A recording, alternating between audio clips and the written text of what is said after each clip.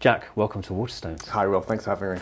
I'm very excited to talk to you about The Prosecutor. I was a huge fan of your previous book, and I think the first thing I actually want to talk to you about is the notes at the end of the book. There are over 100 pages of notes and sources in this book, and I wanted to ask really whether there's an element, I suppose, where you're acting a bit like the focus of your book, Fritz Bauer, who had this burden of proof that he had to sort of, show. And I wondered whether you felt a similar responsibility in telling this story to make sure that everything is absolutely watertight in terms of evidence. I would just say to your viewers that it's a very readable book. You don't have to read the notes. But yes, I think that is a great point. For my last book was about a man who smuggled himself into Auschwitz to report on Nazi crimes. And in his report that he wrote at the end of the war, he said, if I was to say a fib in any way, it would profane the memory of my colleagues who died in the camp. And that as a sort of call to action for anyone following in Pilecki's footsteps was very strong. And I think that has profoundly affected my approach both to that story and to Fritz Bauer's. I think you're right. I mean, Bauer, when he began his mission to force the world to reckon with the Nazis' crimes, he was starting with almost zero knowledge out there, and not just knowledge, even denial among so many in Germany as to what had happened. He had to collect that documentary evidence and piece together the framework of the final solution and think about how to make it resonate. And in following his footsteps, you inevitably sort of following this document trail that he himself gathered together, like some sort of detective on the, pursuing the greatest crime in human history, the Holocaust. And I think the idea that somehow that crime was not known, that we had to gather evidence for it, is why his story is so startling to us today, and also so poignant, because in a time of Holocaust denial, increasing misinformation, that sense of the last generation survivors leaving us, that need for the truth is really important, and is reflected in 100 pages of endnotes. Yes, I should absolutely stress to any readers of the book that it's an absolutely rip-roaring read. It's so engaging, and yes, the notes and the sources are there at the end should you wish to go into them, but you don't need to at all. I really want to dig into this idea of our understanding of this period of history feels quite established, but at the time, of course, it wasn't. But before we do that, at the beginning of the book, you provide an extraordinary sort of almost potted history of the entire Nazi regime through the eyes of Fritz Bauer's personal experience. And I wondered how difficult it was to condense so many years of really tumultuous history into what is actually quite a small portion at the beginning of the book. Well, I think this is where the power of biography really comes through, and why I love writing biographies, because it's a way to steer oneself through a complicated time. And what's so dramatic and still feels fresh and shocking is to see that singular experience of Bauer's as the Nazi walls close in on him, and you sort of realize those very personal human stakes involved as he's first incarcerated and then struggles for a couple of years under the Nazi regime to try and make sense of what's happening, try and find a sense of his own worth and place. And I think it's, of course, speaks to our own time. We are all living through, in different ways, a shift to the right, ideas of authoritarianism that we had thought banished to history are now being discussed and indeed sort of followed through in places like Russia. And I think that sense of doom that Bauer felt, this sense of his struggle to confront the Nazis before they came to power, is really, really powerful. And I think it's a way to also capture this sort of central motif of his life, which was of a battle. And the book mostly focuses on his post-war battle to bring Nazis to justice, but it began in the Weimar Republic. He was this critical voice as a young Jewish judge, incredibly, leading marches through the streets, issuing warnings, and he understood. He had this sense of a moral vision for what Germany should be, and knew that he was opposed to Nazism, and that battle. He was a real sort of fighter, carried him through the war and into post-war Germany, and became part of his mission to then ensure that Nazism did not return through confronting their crimes. As we were saying earlier, it is very well established in the history books that I was taught at school what the final solution was, how it worked practically, and being taught about the Holocaust. But in post-war Germany, that was not the case at all. And I have to say, one of the biggest surprises reading this book is how much it wasn't the case. Can you tell us a little bit about how the German populace felt about their defeat and any feelings there were of guilt about what had happened in that period? And I suppose why this is an unsteady area in terms of the re-establishing of Germany as a country post-Second World War.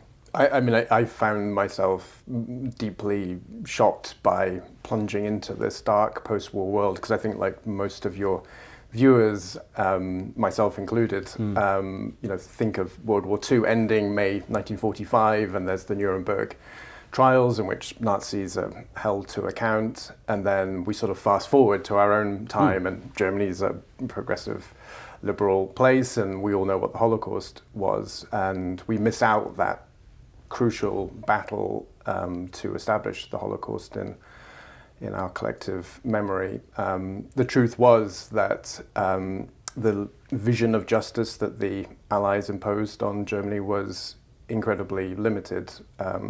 Robert Jackson, the US chief prosecutor at the Nuremberg trials, said, we're only going to blame the Nazi leadership for this.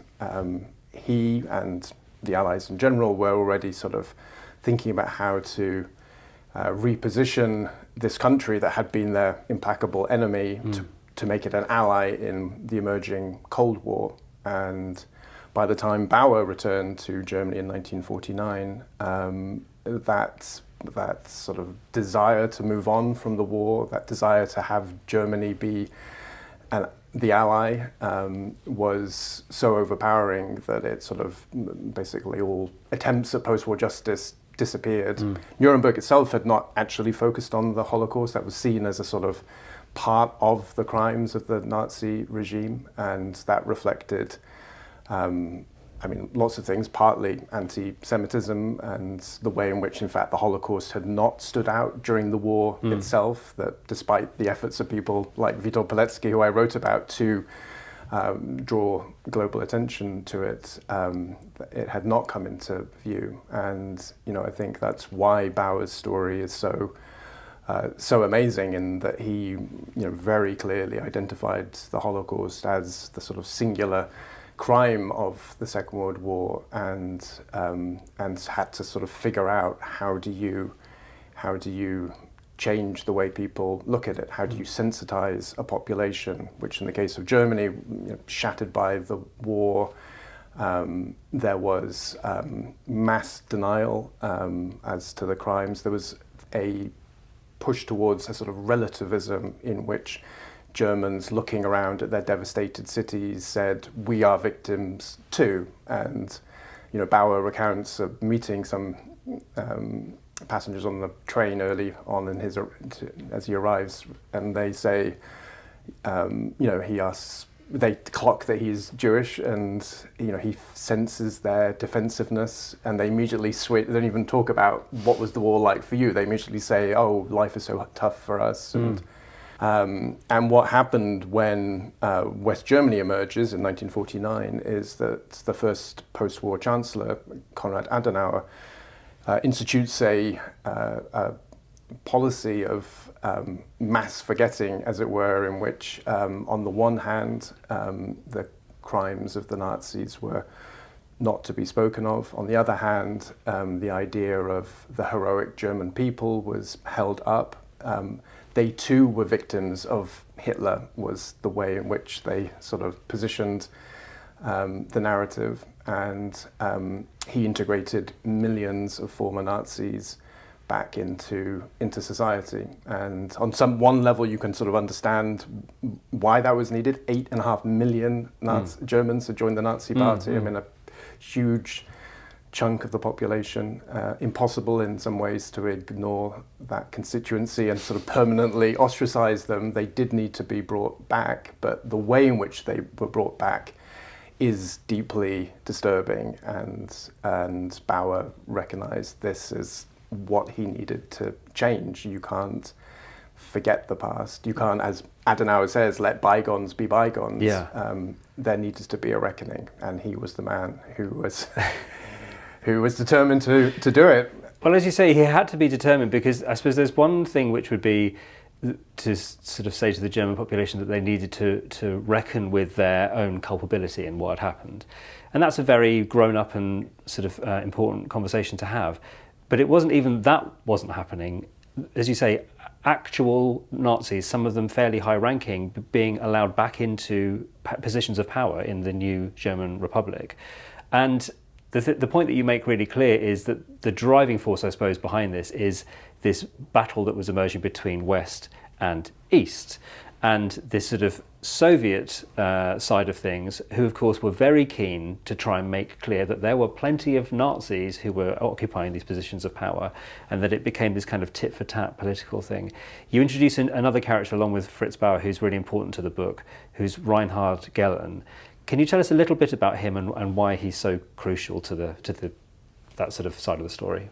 Well, I think as the Cold War emerges and these battle lines are drawn, I think, like you say, there was this tit for tat in which I think, incredibly, to our sensibilities, the Holocaust was used as a weapon of the Cold War, in which you had the East German states digging around in their archives for the names of some of the West German officials who had worked under Hitler, and sort of having big press conferences, gathering all journalists together to sort of slam the West as a sort of Hitler revivalist project. And, like so much of communist propaganda, there were elements in which, certain truth there. Of course, their intentions and the way in which they went about sharing that truth was, in fact, made it easy for the West German government to deny it and sort of dismiss it as propaganda. And at the center of that task was this man, Reinhard Gehlen, who had been Hitler's chief of military intelligence in the East. He had actually been one of the key planners for Operation Barbarossa, which was the German invasion of the Soviet Union. And he'd been in charge of logistics, and Hitler had ordered that the military would be fed from what would be taken from the occupied territories as part of a plan to starve 20 million Slavic people across Eastern Europe. And so Gehlen was the man who put that together from the military side. I mean, he was, not a high planner, but he was the planner who did that part of this genocidal war and understood it as a genocidal war. I mean, no military officer could not. Indeed, he visited the front lines and saw some of the effects of the starvation policy on Soviet POWs, just terrible, terrible scenes. A man, in short, who was highly complicit and had his own crimes to hide. In fact, he was a wanted war criminal after the war, and the reason why I focus on him is because, he was rather brilliant at winning around the Americans. He came up with a plan to sort of hide away his files up in the Alps, and then, waited it out for a bit and presented himself to the American military and said, "I am the man you need to fight this Cold War that is coming." And in that sense, he was ahead of his time, and he positioned himself as the main man for battling the Soviet Union and succeeded in getting the charges against him dropped and bringing together this network of spies that he had operated for Hitler on the Eastern Front that included SS men, like paramilitary groups that had been heavily involved in the final solution, as well as former officers. And he was the guy whose job was to rebut charges that the West German state was filled with Nazis himself. While not a Nazi in a sort of, he had the badge, but a man with a heavily Nazified ideology, and someone whom was employing SS men who were involved in mass murder very directly. And you can imagine how difficult that made the atmosphere that Bauer was returning to. I mean, he was quite soon put under surveillance, getting death threats, getting bullets through the mail, being followed, and by SS men who had carried out the final solution. They knew that he wanted to put them behind bars, and he knew that they were these criminals who were protected by the West German state, and somehow he had to find a way to sort of get at them without them getting him, and hence that's the sort of drama behind the Galen-Bauer face-off in the book. It is extraordinary because not only is he having to deal with the practical problems of actually prosecuting these crimes, but that sense that there's not a level playing field at all, and that in fact the people on his side, politically speaking, are also after him, and the idea being that he should shush, don't drag this stuff up because it's causing us problems elsewhere. The practical problems I mentioned, because without wanting to get into too much of a legal discussion here, but you do point out that under German law, what wasn't really possible to prosecute was this idea of state-sponsored mass murder. You could only prosecute individuals for murdering other individuals, which presented a huge problem, obviously, for Bauer in dealing with something like the final solution, which was not really about individuals. It was about showing how everybody worked together in an industrial form of mass murder. Is that right? That is right. The West German judiciary had a choice once the West German state was recreated. Should they adopt the new laws that had been used at Nuremberg, like crimes against humanity, which had been used to try Nazi leaders of things like genocide, mass murder, and the West German judiciary decided against adopting those laws, not least because over half of them were former Nazi-era judges who had applied Hitler's racial laws, who had played key roles in the final solution. And it was Bauer. They had a friend in Braunschweig, the first place where he operated, who overheard two of Bauer's colleagues walking down the street saying, "Oh yes, they should have gassed Bauer too." And these are people he's sitting with in the courthouse, judges, and that was the sort of level of anti-Semitism and the level of challenge that Bauer had in changing that. He very strongly felt that German law needed to change in order to recognize mass murder. It created this ridiculous system whereby when there were trials of some SS men, and it wasn't like there was no judicial process. I mean, there was some recognition that someone who had killed tens of thousands of people should stand trial even in post-war West Germany. But the ridiculousness of the situation was that a man who had killed thousands couldn't be charged with that. He had to be charged for a discrete act of murder, and that proved incredibly hard to prove because it became a murder trial. And so, was there a witness from, say, Lithuania who could place this man shooting someone at this specific day in the specific time? And it meant that, so often murder charges would be dropped, and at most maybe accessory to murder would be brought, and these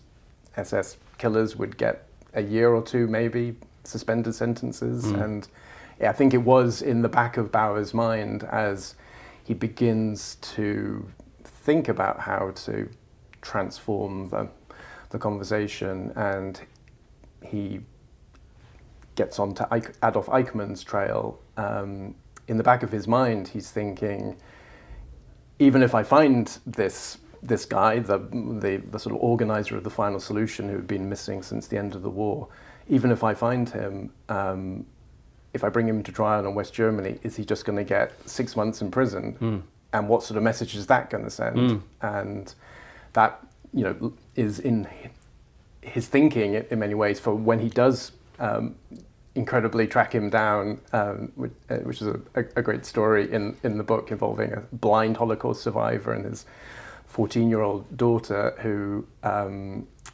is the person who knocks on the door to identify Adolf Eichmann. Amazing courage, because incredibly she had been dating Adolf Eichmann's son and had sort of begun to suspect that the father was a SS mass murderer, and Bauer wasn't able to contact the West German police to investigate, because he knew that the West German police would inform Adolf Eichmann, and he would go to ground. So that's why he had to use this teenage girl as his point person to find Eichmann.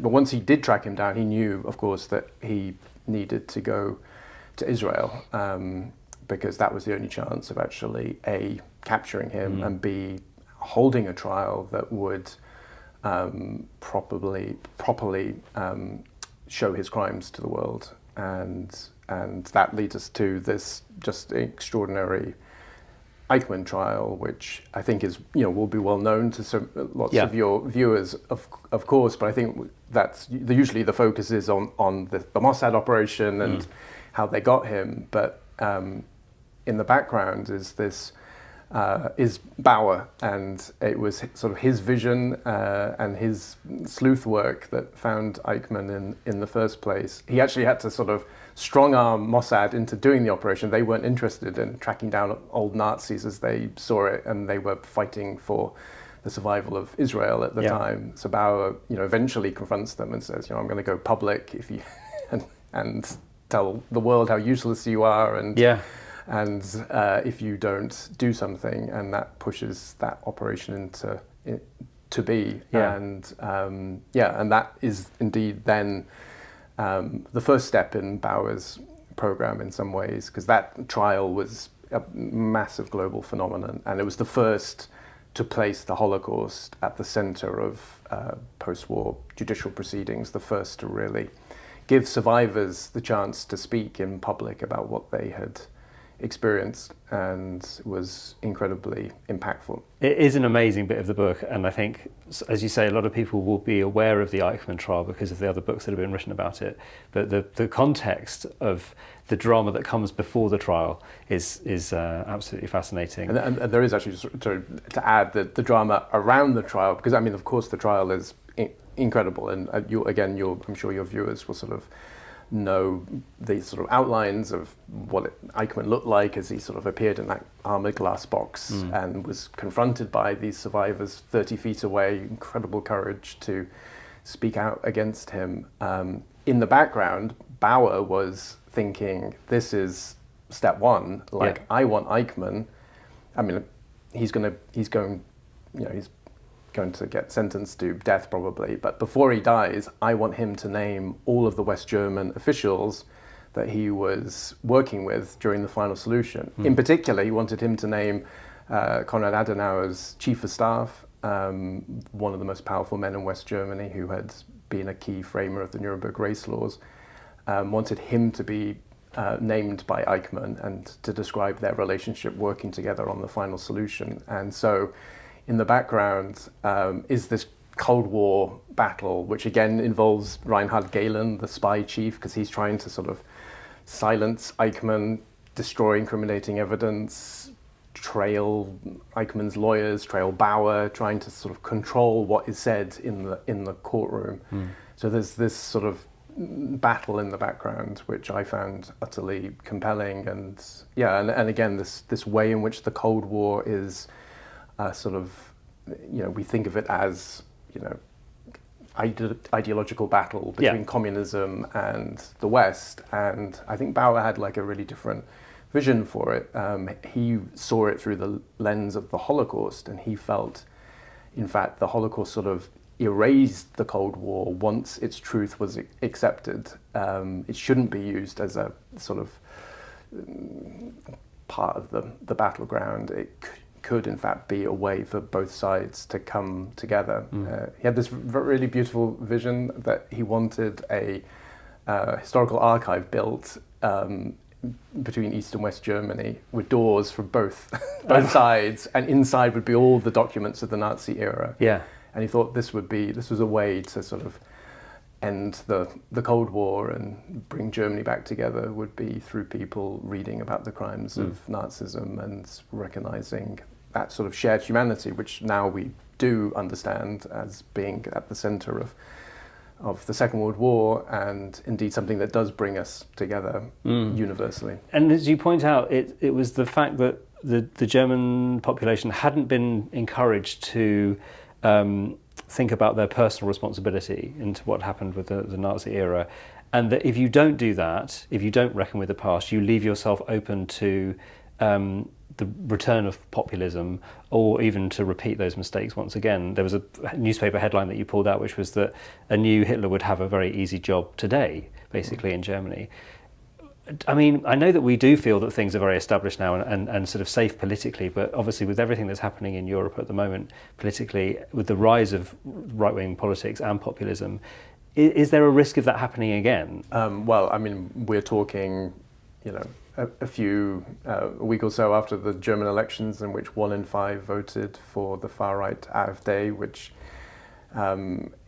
campaigns against talking about the Holocaust, and views it as the guilt cult, as they put it. And we're talking at a time with obviously Trump in the US declaring that Russia is not responsible for the invasion of Ukraine, and it's very disturbing to see the way in which I guess people aren't taking personal responsibility for the truth in the way that Fritz Bauer would have wanted. I think Fritz Bauer was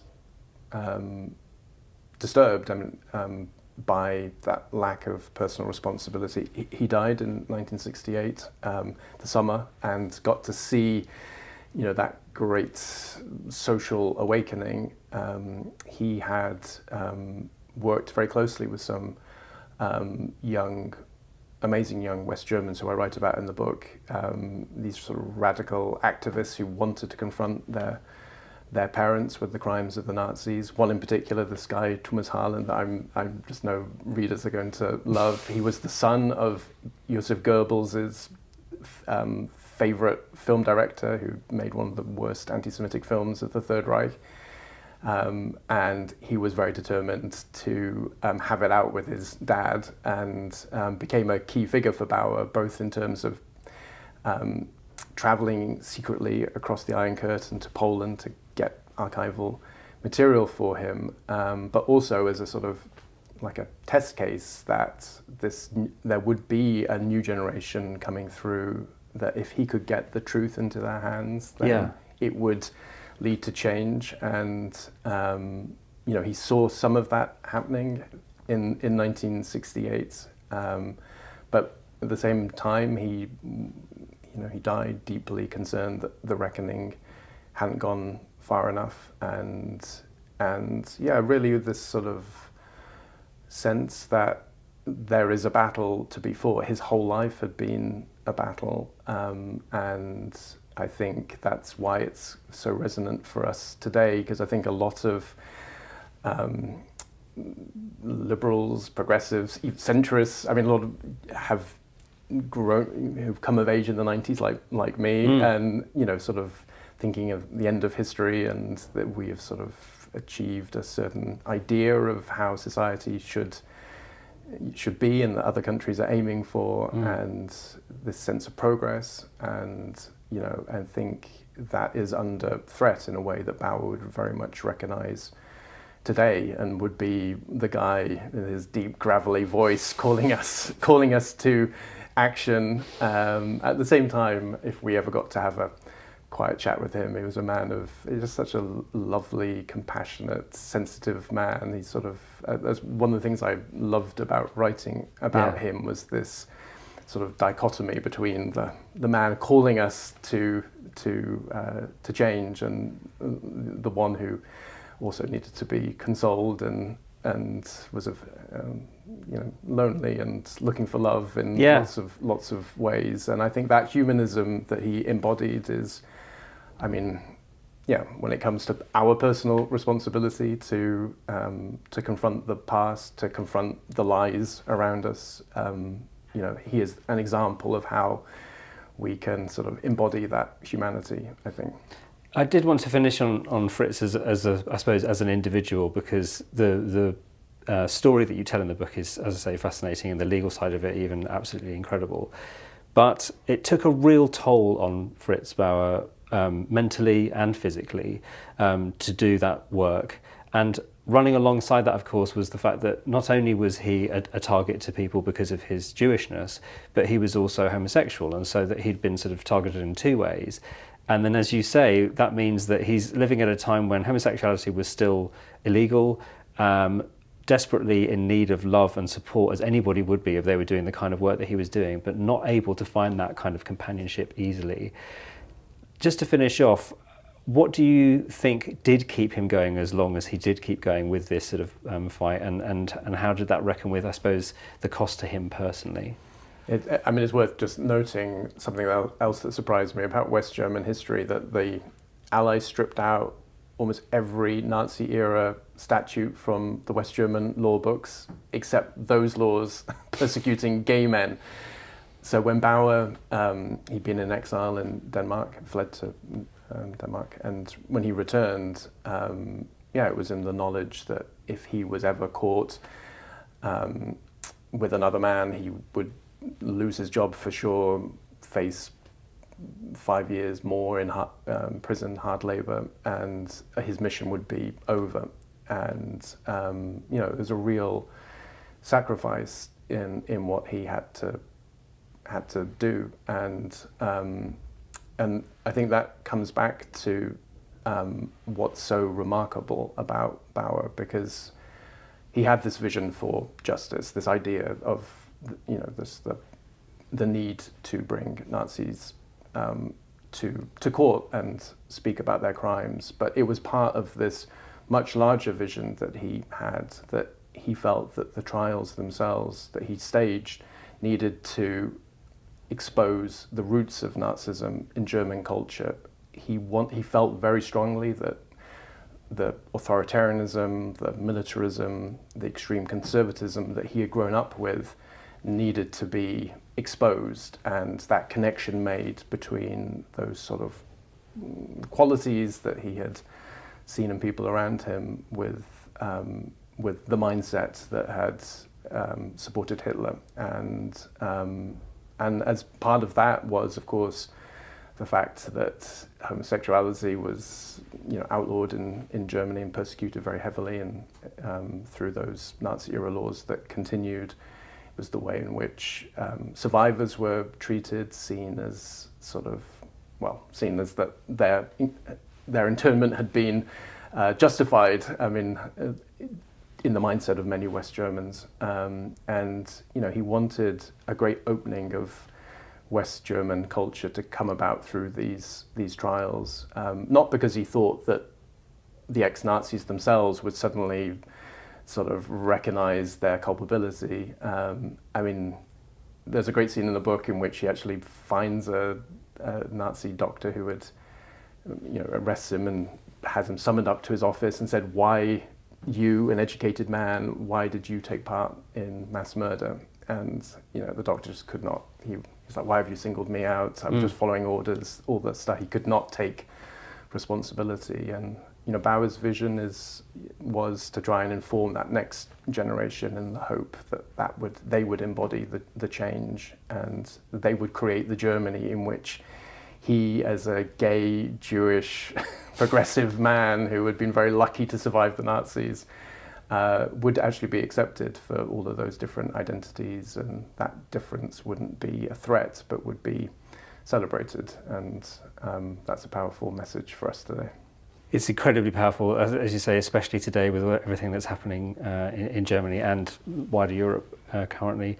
Another fascinating book, Jack. I can't thank you enough. I enjoyed reading it so much. If enjoy is the right word, it's obviously a very difficult book to read at times, but thank you for your hard work and diligence and also your time today to talk about it. Thanks, Will. Thank you so much.